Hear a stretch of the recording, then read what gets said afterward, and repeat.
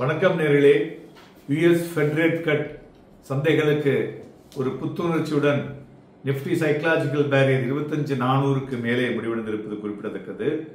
கிட்டத்தட்ட மார்க்கெட்டில் ஒரு நிறைய வாலட்டைல் மூவ் இருந்தது.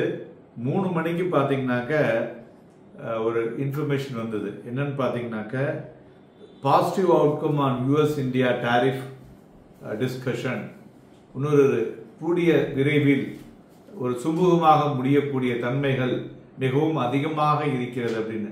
அதன் பிறகுதான் மார்க்கெட் கடகடகடன் ஏறுதுன்னு சொல்லலாம்.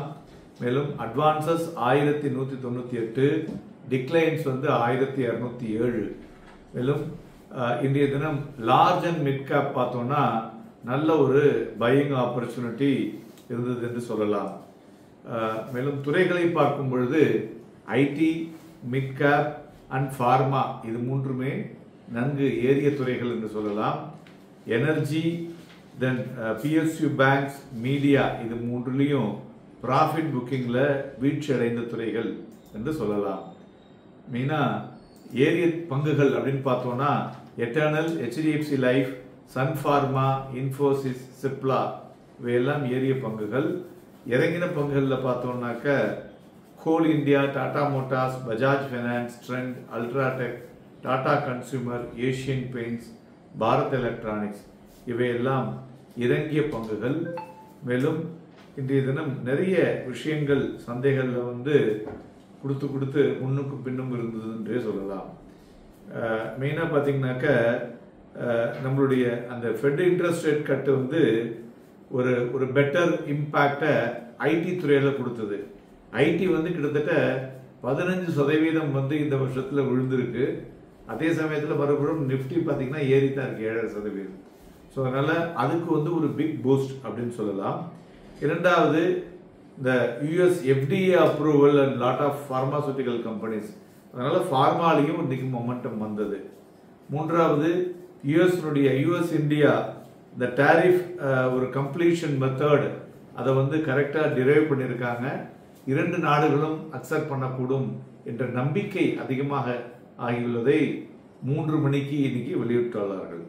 நான்காவது, Security Exchange Board of India allow banks, insurance and pension funds commodity டெரிவேட்டிவ்ஸில் உள்ள இன்வால்வ் பண்ணுறாங்க. ஸோ இன்னும் வாலட்டிலிட்டி அதிகரிக்கும், நிறைய பிளேயர்ஸ் உள்ள வருவாங்க. இது மாதிரி பந்தன் பேங்க், ஃபெடரல் பேங்க் அவங்களுடைய ஈக்விட்டி இன் எஸ் பேங்க்ல இருக்குல்ல, அது எல்லாத்தையும் எஸ்எம்பிசி சுமேட்டோமோ பேங்க் இருக்குல்ல அவங்களுக்கு கொடுத்துருக்காங்க. இது positive to the Yes Bank அப்படின்னே சொல்லலாம். அதுபோல கொச்சின் ஷிப்யார்டுக்கு 200 கோடி ரூபாய்க்கு உள்ள கான்ட்ராக்ட் ஓஎன்ஜிசி அலாட் பண்ணியிருக்காங்க. அதனால இன்னைக்கு அதுலேயும் மொமெண்டத்தை பார்க்க முடிந்தது. ஸோ மார்க்கெட் பார்த்தோம்னா அண்டர்டோன் ரிமைன் பாசிட்டிவாக தான் இருக்கிறது. ஏன்னா இந்த குவார்டர்லி ஏர்னிங் ரிவைவல் பெட்டராக இருக்கக்கூடும். நம்மளுடைய மேக்ரோ எக்கனாமிக் டேட்டாவும் நன்கு இருக்கிறது. ஸோ அதனால இந்த மூவ் பூஸ்டட் பார்த்தீங்கன்னா Indian investor sentiment plus global investor sentiment இது ரெண்டும் சேர்ந்து மார்க்கெட்டை இன்றைய தினம் நிறுத்தி வைத்திருக்கிறது என்று சொல்லலாம்.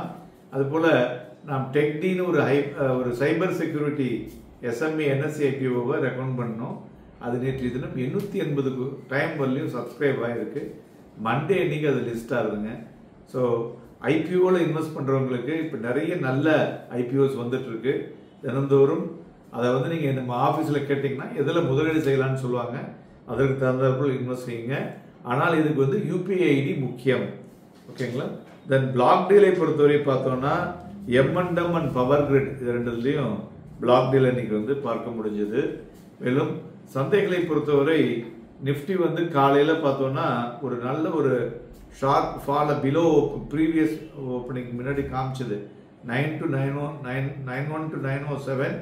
மார்க்கெட் ஒரு வீக்கில் காமிச்சு அதுக்கப்புறம் ஒரு ஸ்லைட் பாசிட்டிவ் ஆச்சு.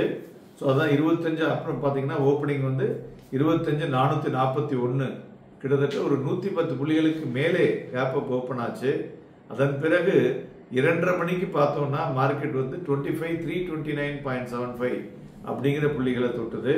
மறுபடியும் இன்றைய தினத்தினுடைய ஹை பார்த்தோம்னா 25,448.95 க்ளோசிங்கில் 25,423.60 முடிவடைந்திருக்கிறது. Almost nearing to the close தான் சந்தைகள் முடிவடைந்திருக்கிறது. இதில் பார்த்தோம்னா நிஃப்டியை பொறுத்தவரை ஃபியூச்சர் 40 லட்சம் தான் வால்யூம் நடந்திருக்கு, below average. But bank Nifty 10 லட்சத்துக்கு மேலே வால்யூம் நடந்திருக்கு.